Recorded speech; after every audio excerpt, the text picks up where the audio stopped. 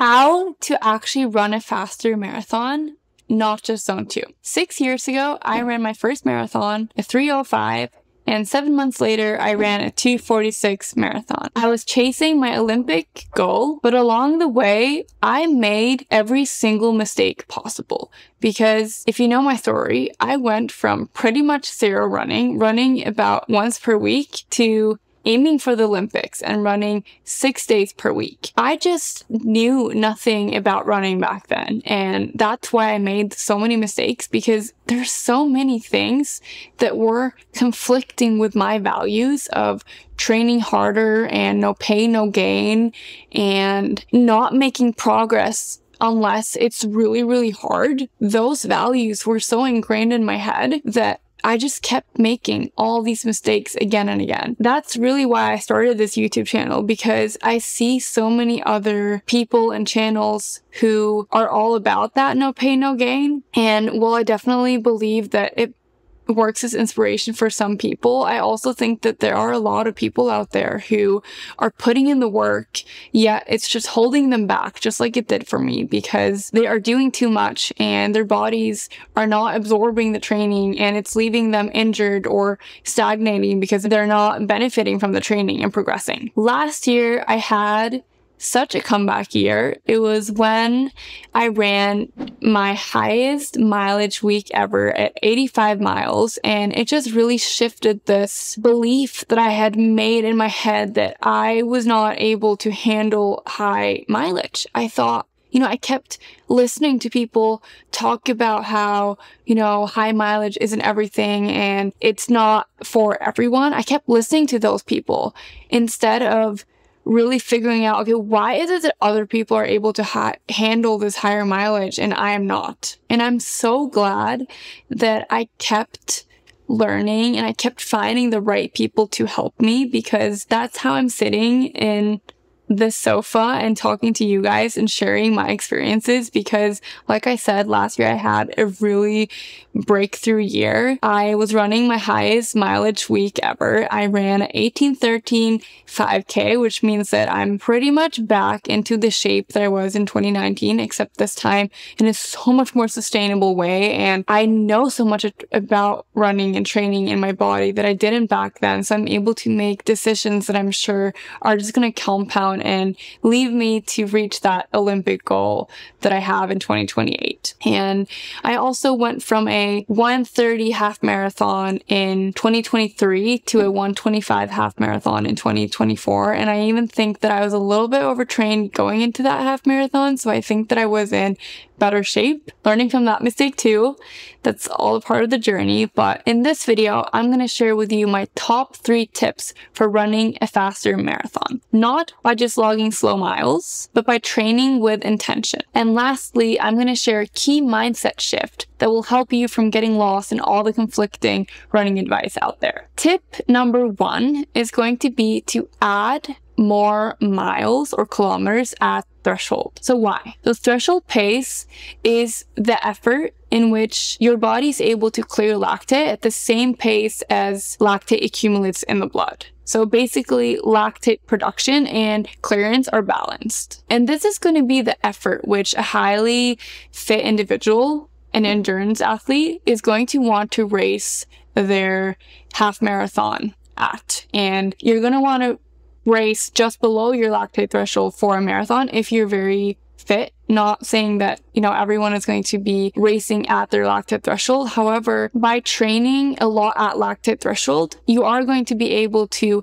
race at a faster pace for longer, which is exactly what we want to achieve that personal best marathon time. Training at LT improves mitochondrial efficiency and lactate clearance, which means that you're delaying fatigue. And research shows that endurance athletes with a higher LT are able to sustain a faster pace for longer. So how do you apply this? I recommend if you're running 4 times per week, 4 or 5, I recommend you have 2 threshold workouts. If you're following like a typical training split where you have your long run on a Sunday, I highly recommend having a threshold run on Tuesdays and Fridays to allow those 2 days in between the threshold sessions to recover. And these threshold workouts, the key thing to remember here is that the magic isn't in the exact amount of minutes you're working. So whether it be, 4 by 4 minutes, which is a very typical workout or interval session in Norway, at least, it's not the 4 by 4 minutes. It's actually key. It's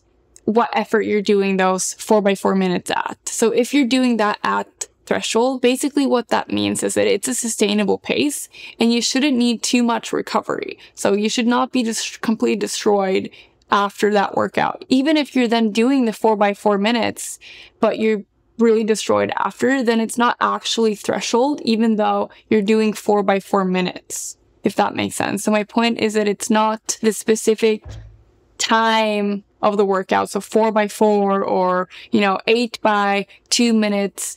That's not whether it's a threshold workout or a speed session. It's about the speed at which you're doing that workout at, or the heart rate. And that's why I always recommend that you get a VO2 max test, or, you do a field test, maybe a 5K, some tests where you're really pushing it to your max to figure out what your max heart rate is, and that you calculate your personal zones to help you do the workouts at the correct intensity. Another very common way to do a threshold run is to do 45-15, where you work for 45 seconds and you rest for 15. And how many reps you do of these, whether that be 10 or 15 or 20 or 30, it's really just going to depend on your fitness level. So how much threshold work or higher intensity stuff you've done before. And the key here is to start off with lower heart rate and then build the heart rate gradually up, even though it's very typical that you start with a higher heart rate, because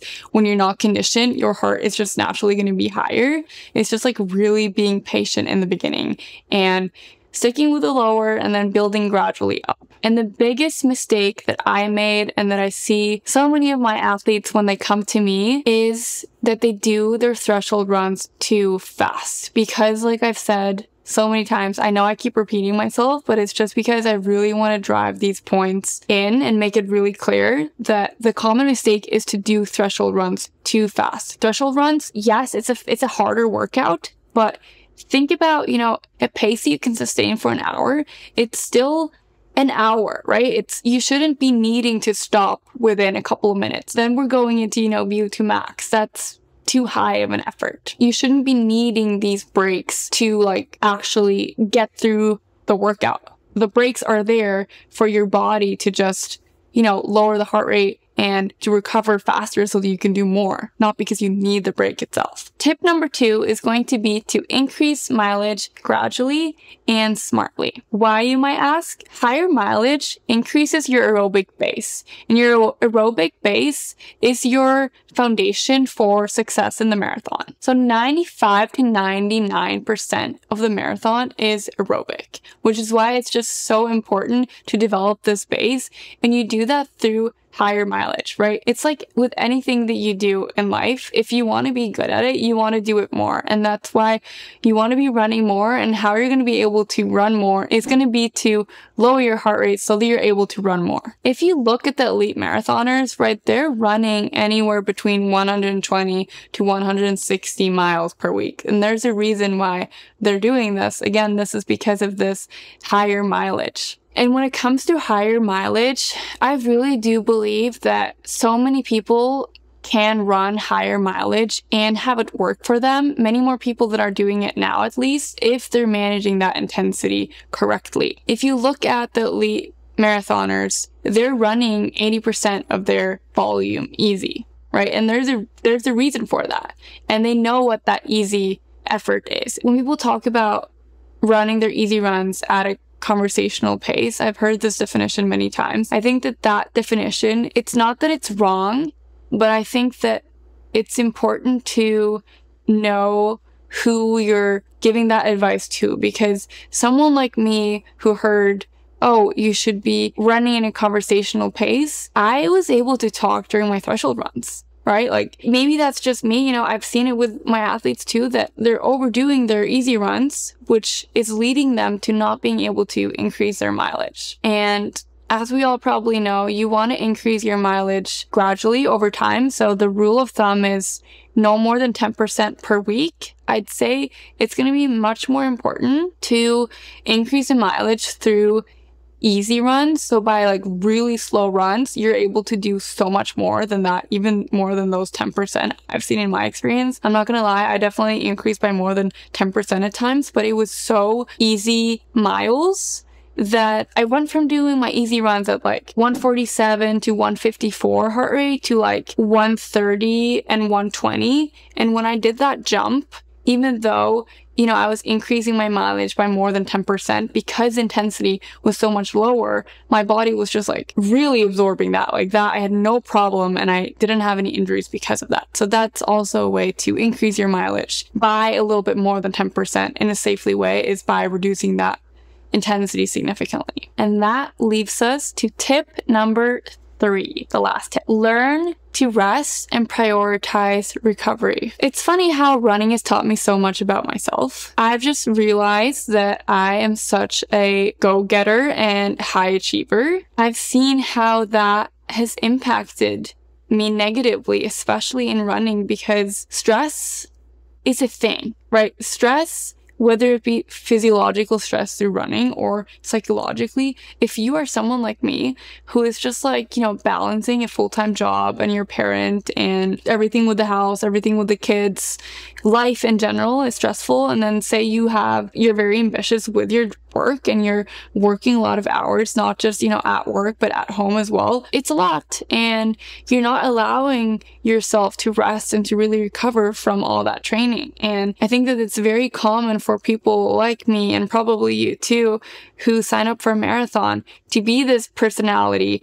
And that's why this tip is just so important, because if you're not allowing yourself to rest, it is going to impact your recovery and you're not going to be able to run as much. That's what I saw during my MBA. Part of the reason also, if I'm being completely honest, why I was injured, not just overdoing intensity, but it was a combination of overdoing my intensity and wanting to add, you know, more miles while I was working full time, while I was getting my MBA, while I was starting a business and getting my MBA and trying to go to the Olympics. Like, rest was like not in my vocabulary. I wanted to do it all. And that's something that it took me quite a few years to realize was a negative thing, because I don't know, I grew up in a family where, you know, we valued hard work. And my advice here is to start slow, as with anything. Start by, you know, whether that be, you know what, now I'm not going to do the dishes because I actually can tell that my legs, like I'm pretty tired and I just need to like sit and watch a little bit of TV. Or whether that be saying no to a social event, or asking your kids or your husband or your wife to do something for you because you're tired. Like, it's perfectly normal to be tired. And especially if you're marathon training, you will be tired. And learning to listen to that feeling of I'm tired and trusting that's actually okay. And it's okay to rest. I think that's the biggest thing. And I want to do a whole video about what I'm doing to improve my sleep, what I'm doing as far as nutrition. Kind of want to do a video on like HRV, resting heart rate, all the things. So let me know in the comments if you want to see some of this, because I'm just such a curious person. I just love geeking up about like what all the data means. I try to not get too obsessed with it, because definitely like you want to focus your attention and not obsess over things that don't matter as much. But I have found some really interesting things when it comes to HRV and resting heart rate, when it comes to stress and training. So let me know again if you want to see that. And then I also want to add, when it comes to rest, is that even though I'm stressing the importance of high mileage and threshold training, that doesn't mean that more equals better. And what I mean with that is that you want to be doing more given that you're absorbing that training. And with that, I mean that you're responding really well to that training. But if you can tell that, okay, you're doing more and then you're not following up with a recovery week or an easy week, and you can just tell that you're feeling more and more drained going into each workout, like that's a sign that it's too much. And that's a sign that you need that deload week or a rest day. Because if you keep doing that, right, then you are going to burn out, or you're going to plateau. So you really do want to focus on absorbing the runs and then building, if that makes sense. And in the beginning, I talked about a key mistake that runners make, and that is that they switch from one running philosophy to the next. So they see one video about like heart rate training and then one about speed, and then it's like back and forth. I really, really recommend that you find the training method, the running method that you feel fits you. So if that's heart rate training, I am the girl to follow. I am obsessed with heart rate training. And then find, other creators, other people who talk about heart rate training and stick to that. Because like with anything, if you're following all this conflicting advice, it can get so complicated, and it's already a little bit complicated. So try to keep it as simple as possible. To sum up, my 3 tips are: 1, add more time at threshold. 2, increase mileage safely. And 3, learn to rest and recover. Comment below, what is your current marathon goal? I would love it if we all could support each other. My current marathon goal is to run a sub 246 marathon, which scares me. To be honest, it really, really, really scares me because, truth to be told, I haven't run a marathon since 2019. I've kind of gone about the process in a different way than most people. I started off with doing 2 marathons, and now last year I've been doing a bunch of half marathons, and now I'm ready to get into the full marathon again. So I'm really nervous, but we're here to support each other, and I'm sure you're gonna crush it. And if you want to know the truth about how hard it actually is to run a marathon, then make sure to check out this video. Thank you so much for watching.